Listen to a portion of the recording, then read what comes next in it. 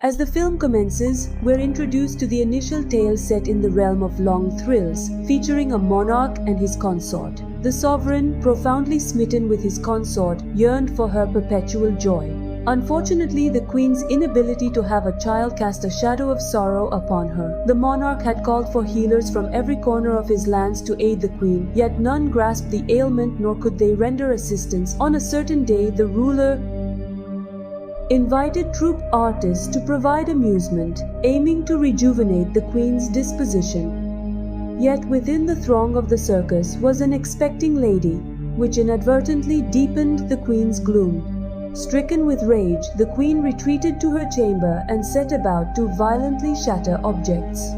The king's affection for his queen was boundless, and he signified to her with a compassionate act that he would undertake any sacrifice for her well-being. And in the following evening, a tall, slender elderly man arrives at the regal residence, claiming the ability to aid the queen with her concern. The king informs him that numerous individuals have previously arrived with similar promises, yet none succeeded. "How can you declare such a thing with confidence?" The elder gentleman offers assurance that the objective can be achieved. The real question is, what lengths are you prepared to take to be blessed with offspring?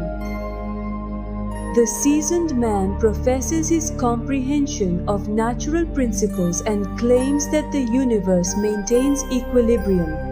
He articulates that to obtain a new life, another's life must be given up to preserve this cosmic balance. The monarch consents to the quest of hunting a beast, which will then have its heart excised post-mortem. And so a heart is to be prepared by a chaste, solitary woman, later devoured by the queen, leading to her conception as they desired an offspring. In quest of a strong specimen, the king embarks on a sacred nature excursion, spotting his prey beside a stream, an alabaster beast of considerable size. To hunt this creature down, the king ventures into the rivulet, and seizing the opportunity while the beast slumbers, he delivers his blow. The king triumphs over the formidable creature. Throughout the conflict, the king sustains injuries as well. His wounds are so grave that he perishes on the spot.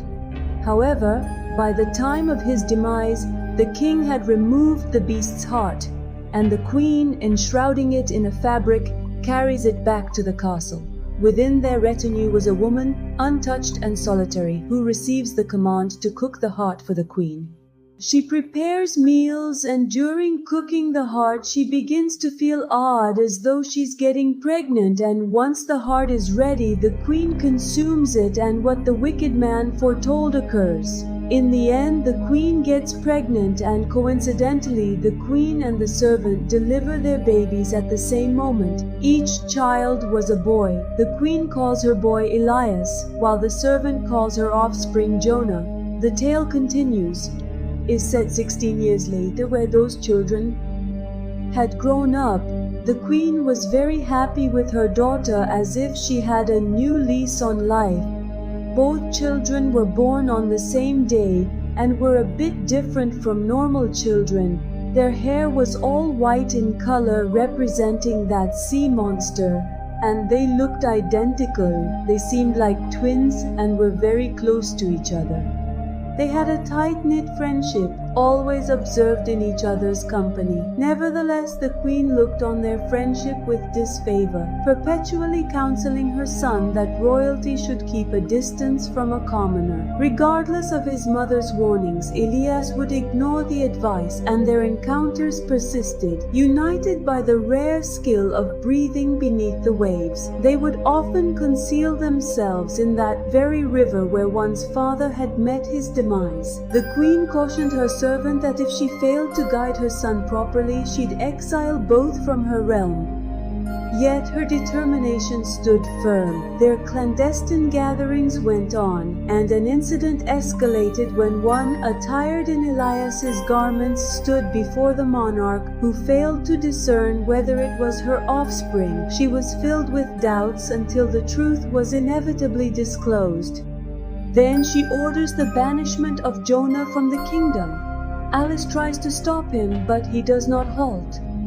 Jonah slices off the roots of a tree in the village, initiating the flow of water. He informs Elias to know that as long as the water runs clear, I remain alive, and if it ever turns crimson, know that my safety is threatened. After imparting these instructions, he departs. Time goes by, and Elias regularly observes the stream until eventually one day the water changes to a shade of red, prompting Elias to understand that Jonah is in peril. Something is definitely wrong, and he leaves the kingdom without informing his mother to search for Jonah. After a long search, he finds Jonah's house. Jonah has married a girl because they looked similar, and the villagers mistook him for the real Jonah.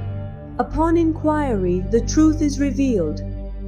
When John had not returned from the forest for 5 days, Elias too went searching for him in the forest. While the queen, his mother, was greatly worried, she had the entire kingdom search for him, to no avail, and then summoned the same old man who demanded once again that if the queen wanted her son back, a life would have to be given in exchange for a life, to which she agreed.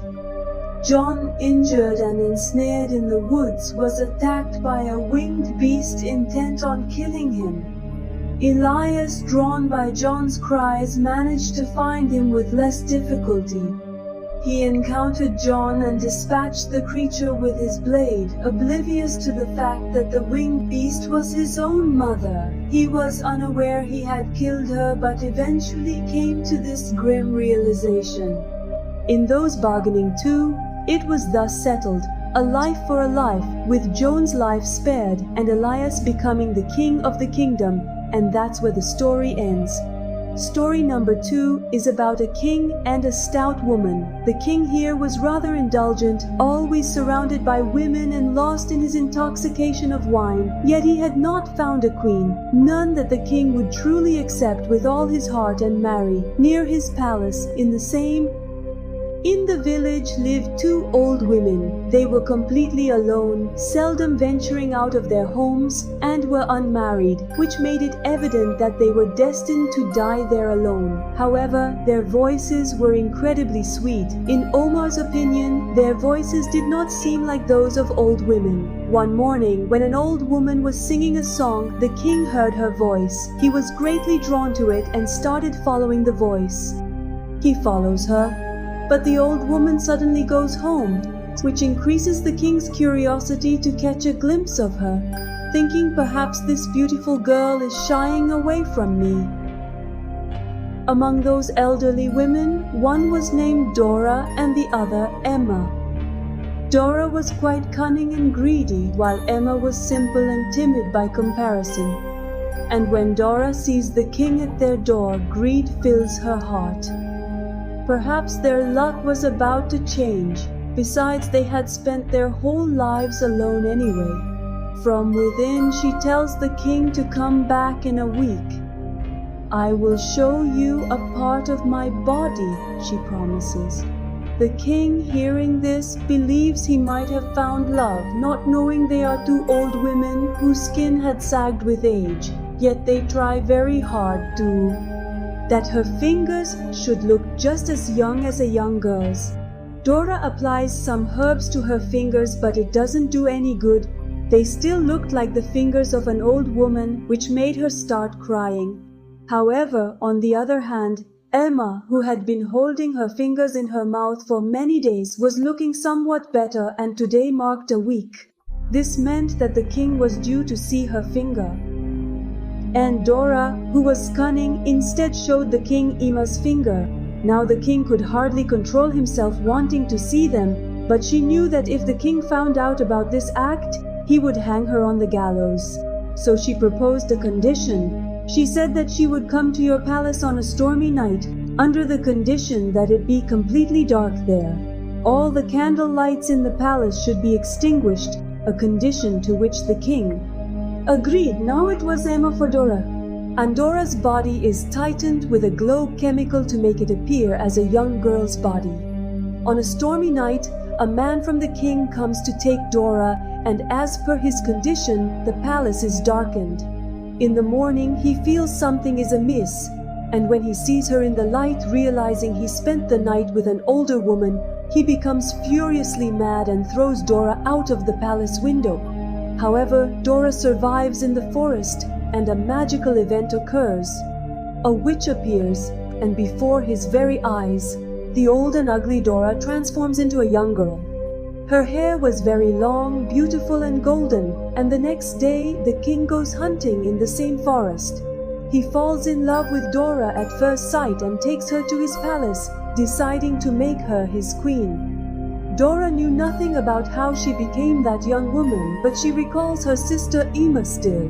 Mother was still remembered, yet she invited her to the wedding, while Ima had no idea that her sister had grown into a young woman and would become their queen. The dress Dora sends to her sister is quite costly. Ima wears that dress to the wedding, where Dora tells her the whole story, and she wishes in her heart that she too wants to grow up like her sister. When Iman asked Dora how she became young, she jokingly said, "I've shed my old skin," but Ima took it seriously.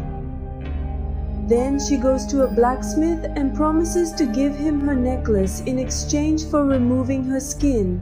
On that condition, if the blacksmith peeled off her skin, he turned out to be even more foolish than Ima. He ties her up in the forest and peels off her skin. It's quite a disturbing scene, and she remains there, wounded. She returns, and of course she was bound to die, and thus she dies. But on the other hand, her sister Dora's magic doesn't last much longer either. She too begins to grow old, and when she realizes she is aging, she runs away, soon returning to her true age, becoming an old woman. And here the story concludes with a grim ending. Story number 3 is about a kingdom. The king was quite odd. His queen was long deceased, and Violet was his daughter. But still, he never remarried, and he did not love his daughter Violet with all his heart. One day, the king sees a parasitic insect on his hand, a bloodsucker. He takes a liking to it and feeds it his blood, then traps it inside a glass box. Every day he would offer it his blood. He was accustomed to subsisting on blood. As time progressed, the insect became larger. Concurrently, Violet, who had blossomed into a young woman, yearned for a prince's company, whereas the king, a tad neglectful, disregarded this, pleased with his now enormous insect. However, the parasite took ill and eventually perished. The king peeled its skin and announced to his daughter that the moment had come to seek a spouse. He said he would hold a competition, and whoever won it would have her. She was happy but also a bit upset, as she wished to choose a husband of her own will. Nevertheless, she accepted her father's decision. The proclamation spread throughout the kingdom, and the king hung the skin in his palace.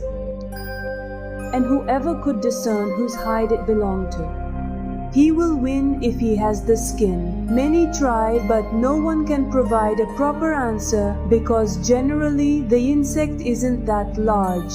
Then a hideous person enters the palace, so frightening that everyone is scared, and he too wanted to participate in the competition. Eventually, the king allows him, and this beastly-looking man identifies the insect's skin by merely soaking it, leaving the Violent and the king astonished. The Violent, terrified and crying, reaches the palace roof and starts to contemplate suicide, but the king convinces her, "I do not go back on my word, and this is your fate now. Accept it." Violet, crying to her father, says, "What kind of a father are you, giving your daughter to an ugly man?" and says, "I am a princess." But reluctantly, the king gives the princess to the ugly man. He forcibly escorts the queen to the distant mountains, where she weeps for numerous days. During a hunting trip, she notices another woman on an adjacent peak and pleads for rescue. The princess proclaims her royal lineage and recounts her captivity by a demon. Alas, their separation was too vast for the woman to lend immediate aid, and in turn, she beckons her sons who come to the princess's aid with the use of a sturdy rope. In an unexpected turn of events, the adversary also reaches the site and commences his approach towards them along the rope. They succeed in severing the rope just in time, yet during their escape, he manages to slay all save for Violet.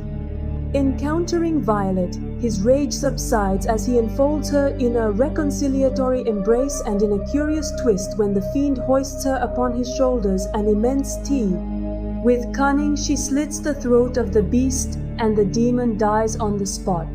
She severs his head and returns to her kingdom, where her father lies ill due to that very insect. Covered in blood, Violet places the demon's head before her father. The king feels deeply saddened by his daughter's life choice, and soon after he passes away. Violet becomes a brave princess and consequently the queen of her father's kingdom. Here the story concludes, along with the end of the movie.